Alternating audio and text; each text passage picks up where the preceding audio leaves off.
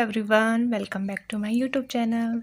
सो friends, आज की video उनके लिए है जो घर पर रहकर ही कुछ करना चाहते हैं।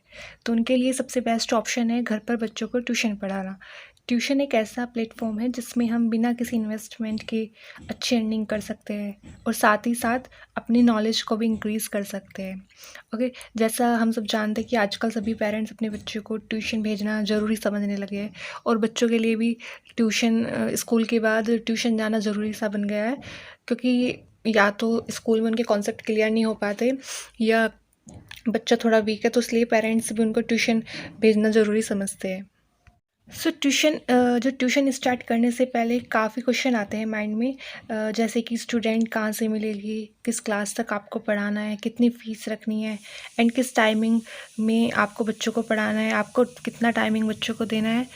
सो इन्हीं सभी क्वेश्चंस पे हम बात करेंगे।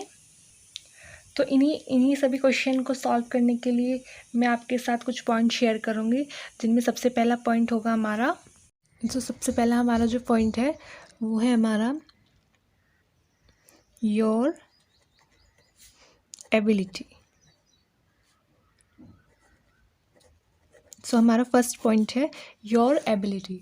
ठीक है, ट्यूशन स्टार्ट करने से पहले आपको अपनी एबिलिटी के अकॉर्डिंग ही डिसाइड करना है कि आपको कौन सी क्लास के स्टूडेंट्स को मतलब ईजिली पढ़ा सकते हैं। अगर आपको लगता है कि आपको एक्सपीरियंस नहीं है तो आप सबसे पहले छोटे बच्चों से स्टार्ट कर सकते हैं, और जब आपको टीचिंग करते करते कॉन्फिडेंस आना लग जाए तो आप अपनी क्लासेस बढ़ा सकते हैं। ओके, सो सेकंड हमारा जो पॉइंट है वो है हमारा इन्वायरमेंट।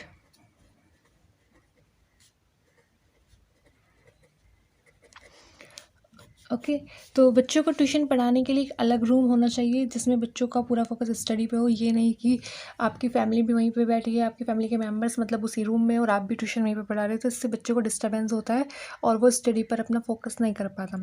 तो इसलिए आपको बच्चों के लिए एक अलग से रूम सेटअप करना है ट्यूशन के लिए, जिसमें ब्लैक बोर्ड वगैरह, एक छोटा सा ब्लैक बोर्ड से आप स्टार्ट कर सकते हैं, क्योंकि आप अभी ट्यूशन स्टार्ट कर रहे हैं तो कुछ चीज़ें आपको ऐड करनी होगी। तो आपको ब्लैक बोर्ड भी सबसे इम्पोर्टेंट हो जाता है, क्योंकि आप उस पे बच्चों को होमवर्क मतलब आप खुद से भी दे सकते हो और बच्चों से करा के भी देख सकते हैं। सेकंड, अगर आप अच्छा से ट्यूशन स्टार्ट करना चाहते हैं तो चेयर टेबल से स्टार्ट कर सकते हैं, वरना अगर आप अभी पहले देखना चाहते हैं कि स्टूडेंट्स आए कि नहीं आए, तो आप एक रूम लेकर उसमें मैट डाल के वहाँ पर बच्चों को बैठा के अच्छे से ट्यूशन स्टार्ट कर सकते हैं। थर्ड नंबर पर आ जाता है हमारा टाइमिंग। थर्ड नंबर पे हमारा आ जाता है टाइमिंग। ये काफ़ी इंपॉर्टेंट पार्ट है।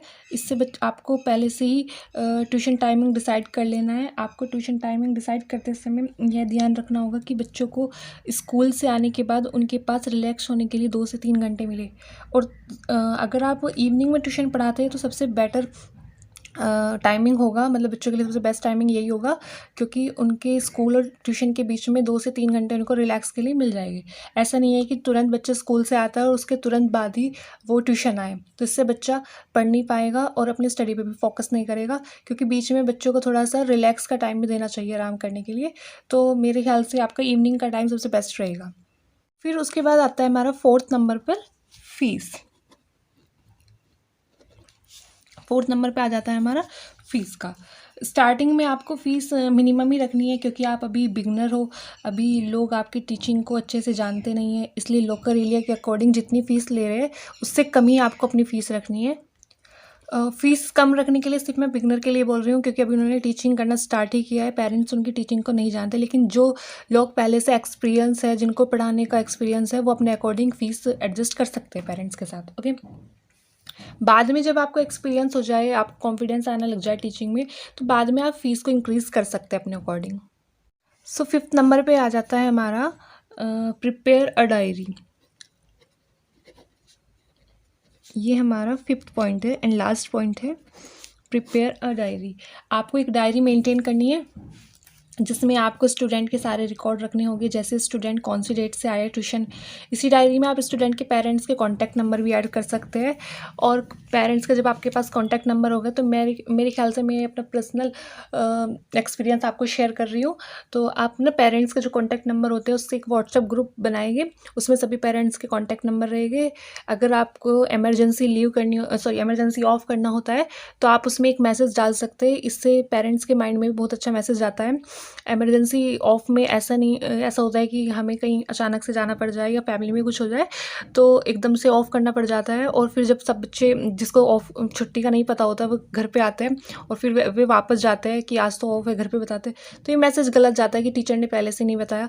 तो इसलिए आप एक ग्रुप बना सकते हो, पेरेंट्स ऐड कर सकते हो उसमें उनका कॉन्टैक्ट नंबर। और अगर आपका इमरजेंसी ऑफ होता है तो आप उसमें एक मैसेज डाल दोगे तो वो सब बच्चों के पास चला जाएगा, जिससे बच्चे भी परेशान नहीं होंगे ट्यूशन में आके।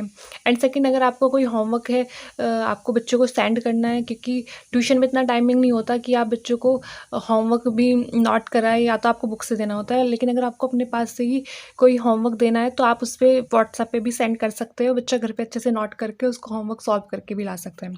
दूसरा, ये इसका सबसे अच्छा वो हो जाता है। एंड सबसे इम्पोर्टेंट चीज़, आपको बच्चों को दिल से पढ़ाना है, ना कि केवल टाइम पूरा करना है, क्योंकि यहीं से आपकी पहचान भी बनेगी। अगर आप जितना अच्छे से बच्चों को ट्यूशन पढ़ाओगे, जितना अच्छा बच्चे में इम्प्रूव होगा, यहीं से आपकी पहचान बनती है कि किस चीज़ के पास आपका बच्चा ट्यूशन जाता है। सब पूछते हैं, पेरेंट्स भी बताते हुए खुश होते हैं कि हमारा बच्चा उन टीचर के पास जाता है ट्यूशन पढ़ने। तो इसलिए ही आपको टाइमिंग ही पूरा नहीं करना है, दिल से पढ़ाना है, अच्छे से इम्प्रूव करना है बच्चों में, क्योंकि आपकी पहचान यहीं से बननी है। ओके, सो आई होप आपको वीडियो अच्छी लगी हो तो प्लीज़ चैनल को लाइक करें, सब्सक्राइब करें एंड वीडियो को लाइक करें। वीडियो से रिलेटेड कोई भी डाउट हो तो आप मुझे कमेंट बॉक्स में कमेंट करके पूछ सकते हैं। Thanks for watching.